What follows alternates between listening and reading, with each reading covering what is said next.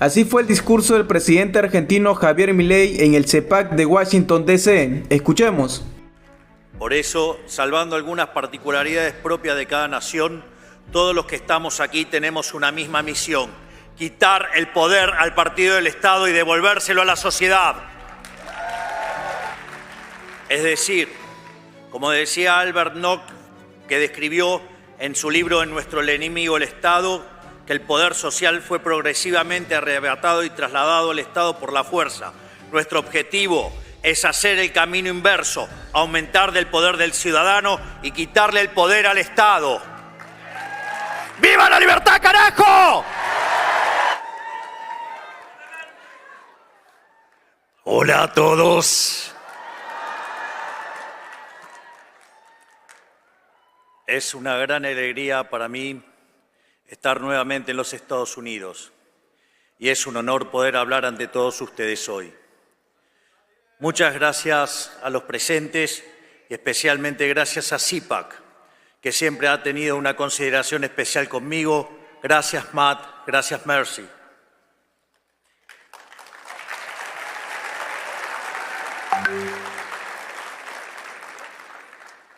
Hace apenas un mes dije en el foro de Davos que creo que estamos atravesando un punto de inflexión en nuestra historia. La historia transcurre en fases o etapas, momentos en donde el espíritu y la idea se materializa en una persona o en un grupo de personas, a veces cercana, a veces con kilómetros de distancia entre ellos, pero con un hilo conductor invisible que, si se pudiera observar, presumo sería muy similar a las imágenes que observamos de redes neuronales del cerebro humano. Hoy estamos precisamente en uno de esos momentos en los que la historia, con H mayúscula, está cambiando su curso.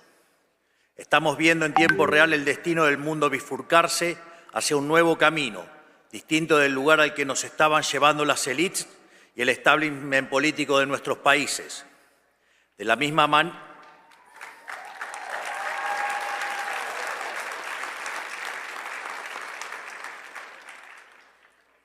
manera que en la década del 30 se podía vislumbrar que la llama de la libertad se estaba apagando y que comenzaba un nuevo cambio de servidumbre para la humanidad, hoy finalmente podemos decir que la era del Estado omnipresente ha terminado.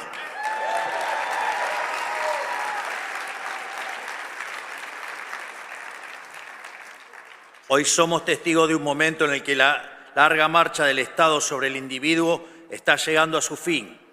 Me refiero, por supuesto, al colapso del modelo colectivista y el amanecer de una nueva era de libertad. Nos hemos preparado para este momento y creo que genuinamente que estamos dando una batalla crucial para el futuro de la humanidad.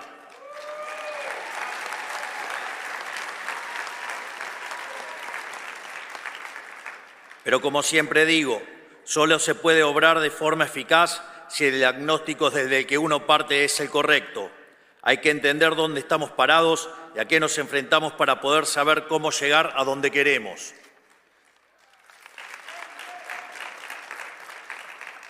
A lo largo de todo el mundo, las sociedades occidentales se enfrentan a un mismo problema y a un mismo enemigo: una clase política que extrae cada vez más recursos de los ciudadanos a través de impuestos, con el fin de implementar un modelo de expansión estatal ilimitada.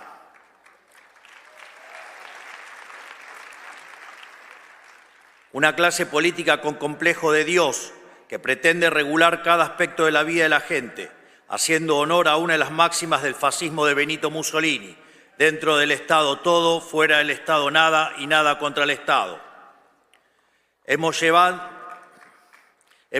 a esta clase política el Partido del Estado, una casta extendida cuyos miembros, más allá de diferencias superficiales, comparten la idea fundamental del avance del Estado sobre la sociedad. Son todos aquellos que, por interés económico o convicción ideológica, o incluso cierto idealismo ingenuo, trabajan para los intereses del Estado. Los medios de comunicación tradicionales o ligas y media, la oligarquía sindical, los empresarios prebendarios, los burócratas permanentes no electos y, en consecuencia, intrínsecamente irresponsables, las organizaciones mal llamadas no gubernamentales que hacen el trabajo sucio de los políticos, las instituciones académicas que proveen el marco teórico para la expansión estatal, los organismos supranacionales y todos los que de alguna manera pertenecen a la gran secta del colectivismo mundial.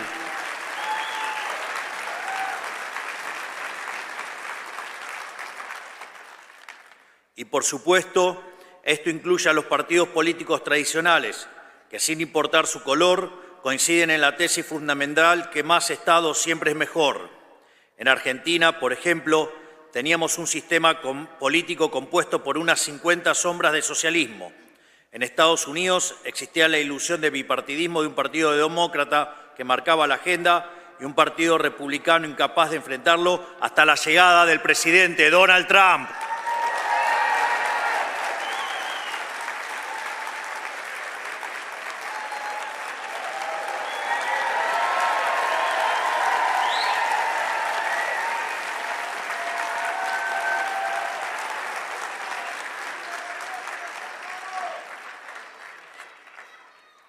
¡Viva!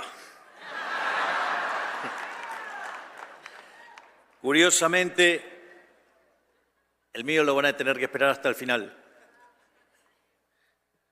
Curiosamente, el presidente Trump es un outsider, igual que yo, porque la tarea que tenemos por delante, el desafío que tenemos por delante, no es para políticos tradicionales que han vivido toda su vida del sistema.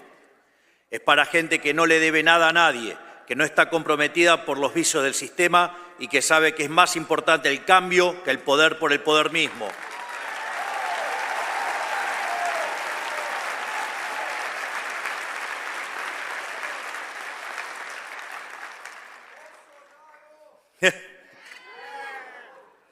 En el establishment político de nuestras dos naciones existía una mentalidad más o menos explícita de que el avance del Estado equivalía a avance de la democracia, que cada conquista del Estado implicaba un acto de justicia social ante las supuestas injusticias de la libertad, que el rol del Estado era llevarnos a una utopía igualatoria mediante la creación sistemática de supuestos nuevos derechos que obviamente debían ser financiados por los pagadores de impuestos. Es justamente en el centro de este esquema que se encuentran los políticos, los principales beneficiarios de este modelo de expansión ilimitada del Estado, esos que hacen de vivir de otros por la fuerza un estilo de vida, depositarios de poderes y privilegios que serán la envidia de cualquier monarca de la historia.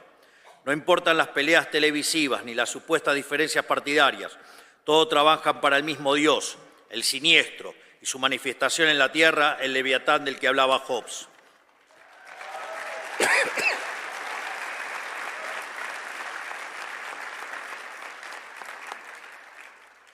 Por eso, salvando algunas particularidades propias de cada nación, todos los que estamos aquí tenemos una misma misión: quitar el poder al partido del Estado y devolvérselo a la sociedad.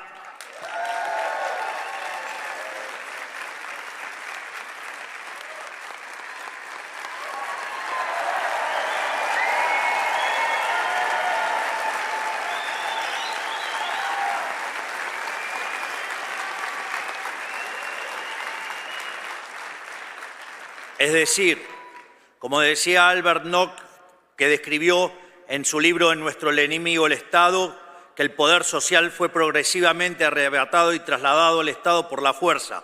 Nuestro objetivo es hacer el camino inverso, aumentar del poder del ciudadano y quitarle el poder al Estado.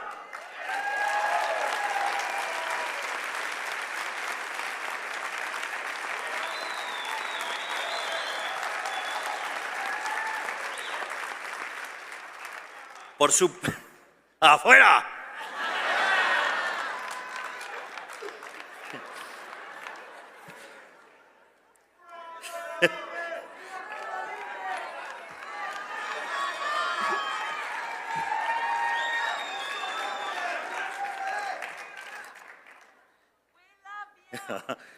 Me too.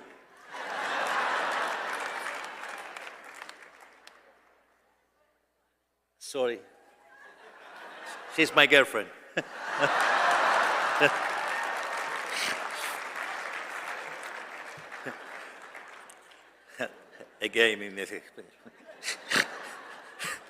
Por supuesto, no puede hacerse gestionando mejor el Estado tal cual existe o simplemente administrando correctamente los recursos de que dispone, sino que el único camino racional es achicar el Estado hasta su mínima expresión posible. Reducir el tamaño del Estado es en sí mismo un acto de justicia, porque cada erogación del Estado es una sustracción del pagador de impuestos.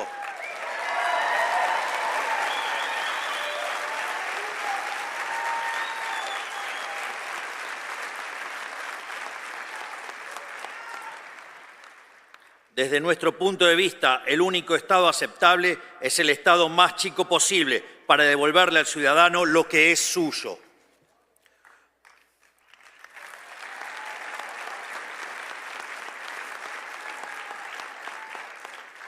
Por eso, todas las atribuciones que no tengan que ver directamente con la protección de los tres derechos fundamentales, que son el derecho a la vida, a la libertad y a la propiedad privada, deben volver a su origen, los individuos asociados de forma voluntaria sin intromisión del Estado.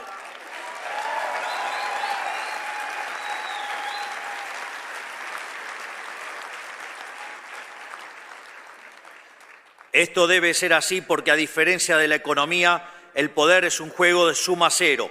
Todo el poder que tenga el Estado necesariamente no puede obtenerlo al mismo tiempo la sociedad.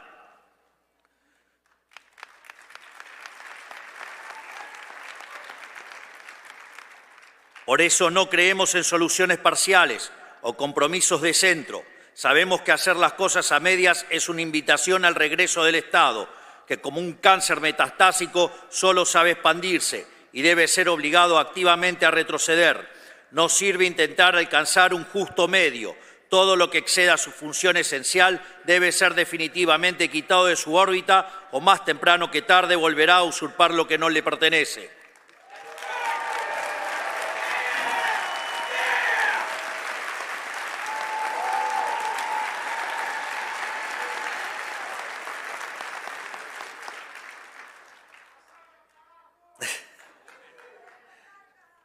Sabemos que no es una tarea fácil. El Estado moderno tiene herramientas de sobras que han crecido en sofisticación con el paso del tiempo. No estamos hablando de un Estado obvio como el fascista o el comunista, sino de un Estado sutil e insidioso que avanza sobre el individuo a través del arte, de la propaganda y la infiltración cultural. O al menos así era hasta hace poco, ya que le resulta cada vez más difícil disimular su carácter totalitario.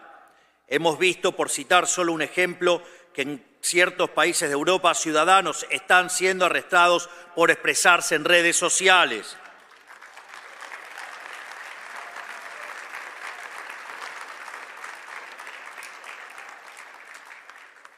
Pero en términos más generales, hablo de la financiación de la academia, incentivando la elaboración de estudios que justifiquen la implementación de políticas públicas intervencionistas y de la compra encubierta de medios de comunicación mediante la pauta pública. Hablo de las múltiples ONGs que viven de nuestros impuestos, de los subsidios a la cultura para producir propaganda. Y aquí en Estados Unidos, por supuesto, el escándalo de USAID, que destinaba millones de dólares de los pagadores de impuestos a financiar desde revistas y canales de televisión a fraudes electorales como en Brasil o gobiernos con aspiraciones discriminatorias como el de Sudáfrica.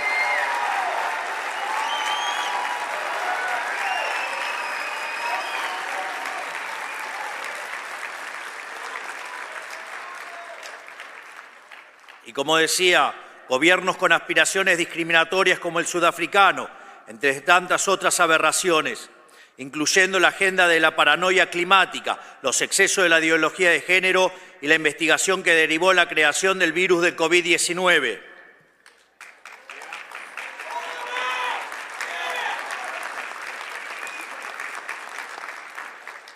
Sin embargo, lo único que realmente logra este mecanismo de bajada de línea globalista es transferir riqueza de la clase baja de un país rico a la clase alta de un país pobre.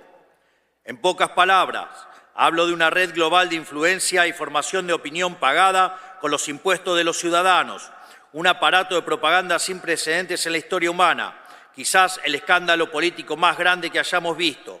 Y luego esos mismos hipócritas acusan a Elon Musk de interferir en las elecciones de otros países.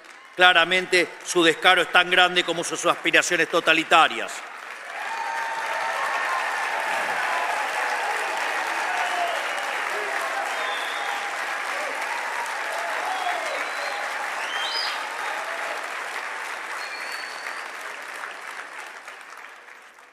Y si ese nivel de colectivismo en sangre hubiera tenido soluciones, sus apologistas tendrían al menos algo a lo cual aferrarse, pero ni eso.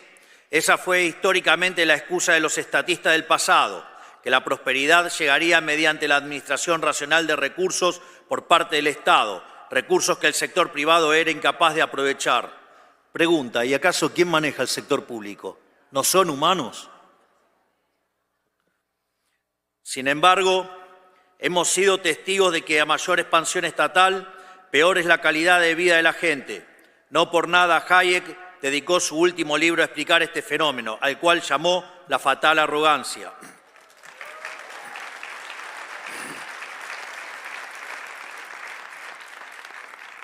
Pero esto no es accidental.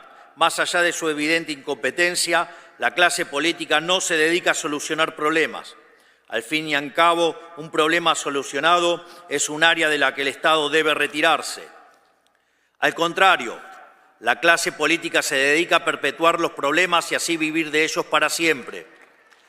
Por eso viven creando problemas nuevos, instalándolos desde sus aparatos de propaganda para luego ofrecer a sí mismos como solución. ¿Y en qué consiste esa solución? En la implementación de regulaciones que causan todavía más problemas a ser solucionados por más regulaciones.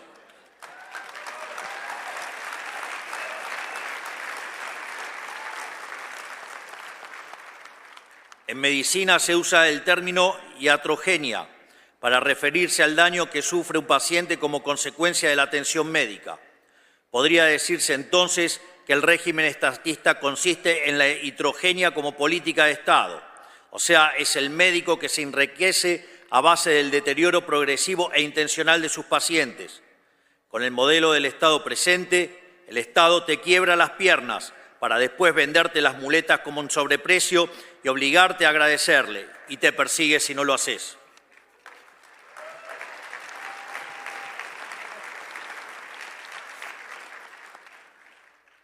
Como contrapunto, dicen algunos testimonios que en la medicina tradicional china, el médico familiar cobraba honorarios de forma constante por mantener a la familia sana.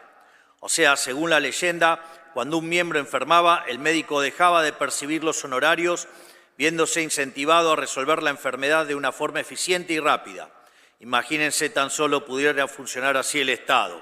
Cuánta miseria nos hubiéramos ahorrado.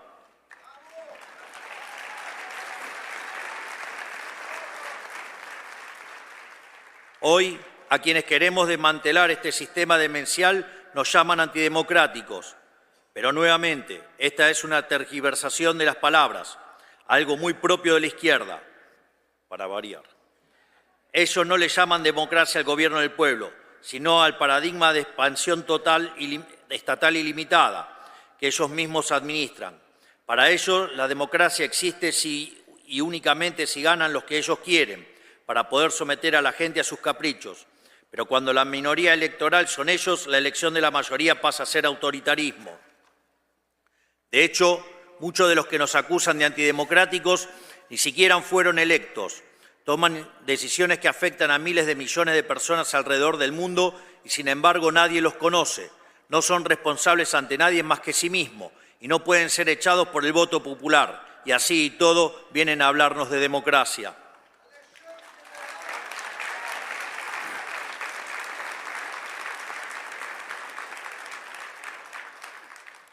En fin, dicen que Trump y yo somos un peligro para la democracia, pero en realidad están diciendo que somos un peligro para ellos.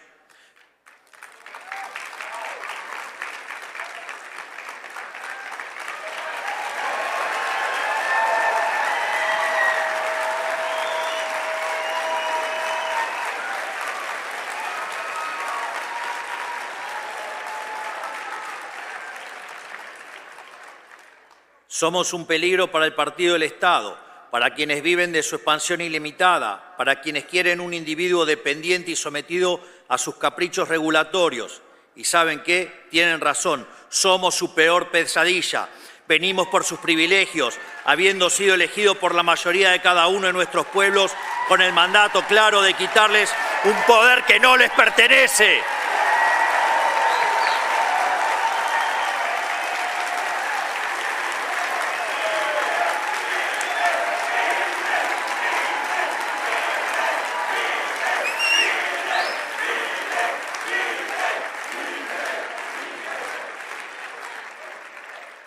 Hoy nuestros países, Argentina y Estados Unidos, necesitan pasar por una segunda independencia. La primera nos liberó del poder de las monarquías europeas. La segunda nos liberará de la tiranía del partido del Estado.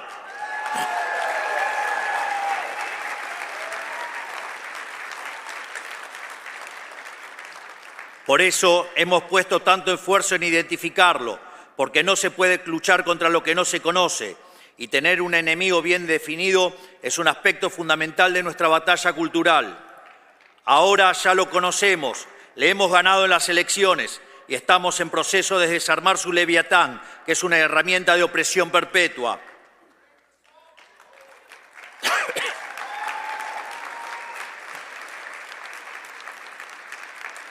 No tenemos ninguna fórmula secreta, solo conocer la historia humana y saber qué es lo que ha funcionado y qué no. Por eso, con humildad, quiero reflexionar un poco sobre cómo venimos llevando adelante esta batalla. Nosotros trabajamos con firmeza y de frente, sin dar lugar a compromisos. Defendemos un conjunto de valores que no estamos dispuestos a negociar, así como ellos no han estado dispuestos a negociar a la hora de quitarnos nuestra libertad.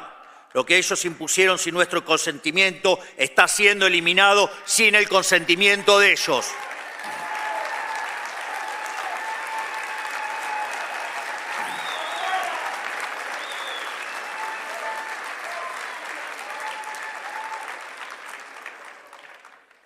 Por eso hemos pasado la motosierra por los sectores y atribuciones del Estado que consideramos superfluos, redundantes, innecesarios o directamente perniciosos para la sociedad.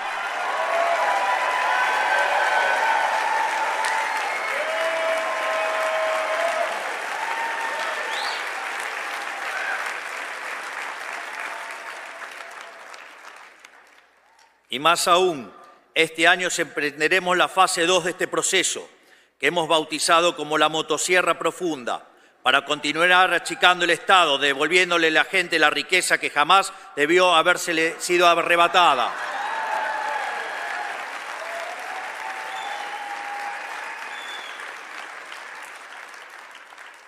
Lo interesante es que este proceso de justicia tiene un correlato político, porque por su naturaleza el partido del Estado se financió históricamente de gasto público mal asignado y de negocios turbios con el Estado. Por eso, achicar el Estado es cortarle la manguera a los clientes del Estado enquistado en él, que ejercían un feroz resistencia al cambio, valiéndose el dinero de los pagadores de impuestos para mantenernos subyugados.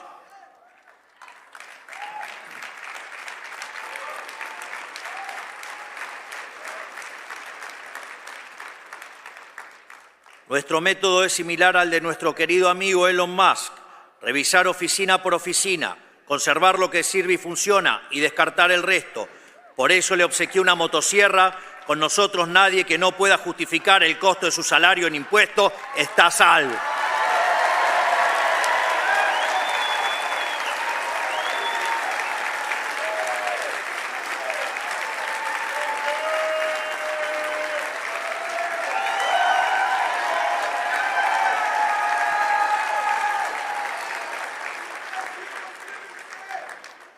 Muchos de ellos tendrán que volver al sector privado y ganarse la vida ofreciendo sus bienes y servicios en el mercado, tal como los pagadores de impuestos de los que han vivido tantos años. Mi más sentido pésame a los políticos que creyeron que este momento nunca llegaría y no están preparados, porque se van a llevar un baldazo de agua fría.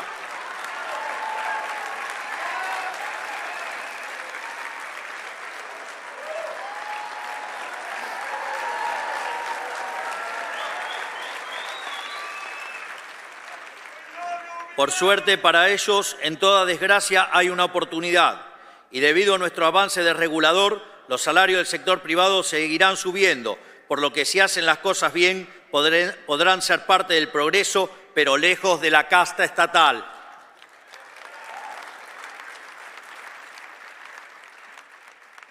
Como ya he dicho, esto no es una tarea sencilla. Aquí en Estados Unidos, burócratas rebeldes han intentado sabotear el trabajo del Departamento de Eficiencia Gubernamental y están recurriendo a mecanismos burocráticos y legales para intentar bloquear cualquier reforma, lo cual también sucede en nuestro país y es algo con lo que debemos luchar día a día. Pero nada de eso nos ha tomado por sorpresa. Somos conscientes de que van a hacer lo posible por detener este cambio, sin importar el daño resultante. Si tienen que destruir el mundo para conservar sus privilegios, lo van a hacer. Y nosotros vamos a seguir luchando.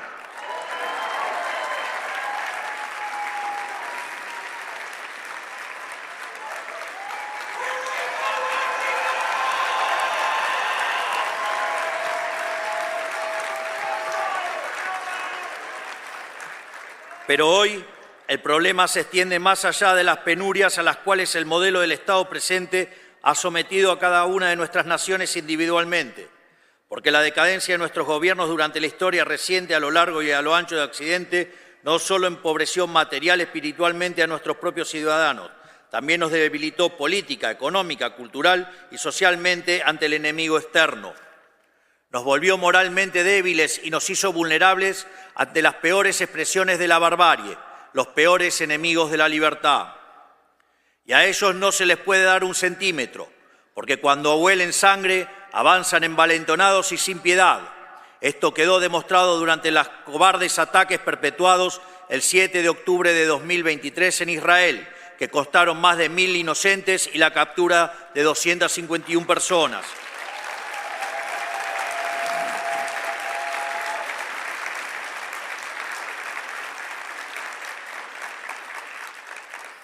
Esta semana Israel recibió los cuerpos sin vida de la familia Vivas, que permanecían secuestrados por el régimen terrorista y asesino de Hamas, entre los cuales se encuentra una madre y sus 2 hijos, un niño de 4 años y un bebé de tan solo 9 meses.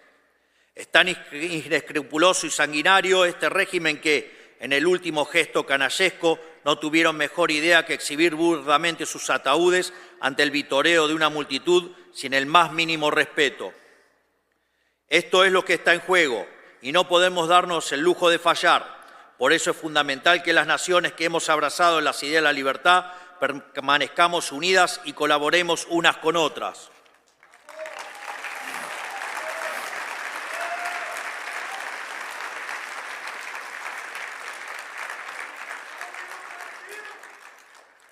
Debemos formar una alianza de naciones libres, porque como ya he dicho en otra ocasión, el mal organizado solo puede ser vencido por el bien organizado. Solo mediante esta internacional de derecha podremos ponerle un fin a la casta política a la que nos enfrentamos, que está hundiendo a Occidente en la más oscura profundidad, y recuperar el ímpetu para proteger a las fuerzas despóticas que nos quieren subyugados.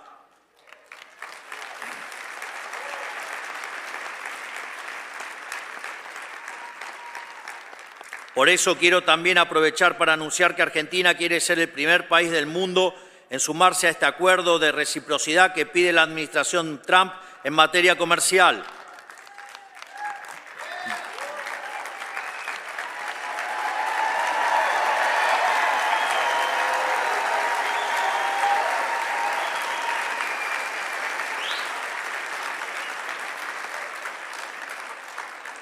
De hecho, si no estuviéramos restringidos por el Mercosur, la Argentina ya estaría trabajando en un acuerdo de libre comercio con los Estados Unidos que sea mutuamente beneficioso y que no cargue injustamente sobre las espaldas de los productores argentinos, pero tampoco sobre los de los americanos.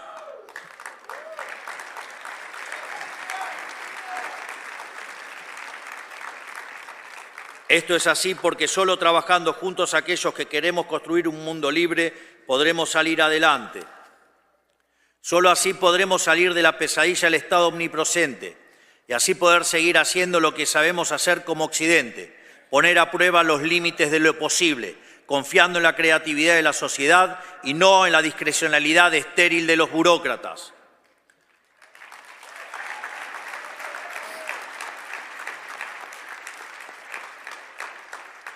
Solo así podremos retornar nuestro camino de grandeza como civilización, haciendo honor a nuestros antepasados que dieron la vida por ver un mundo libre y una humanidad próspera. Solo así, finalmente, podremos reencontrarnos con nosotros mismos y volver a crear en aquello que nos hizo grande como civilización.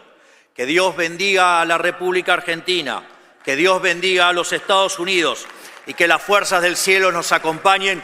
¡Viva la libertad, carajo! Bueno amigos, eso fue todo, no olviden suscribirse al canal y compartir el video, hasta pronto.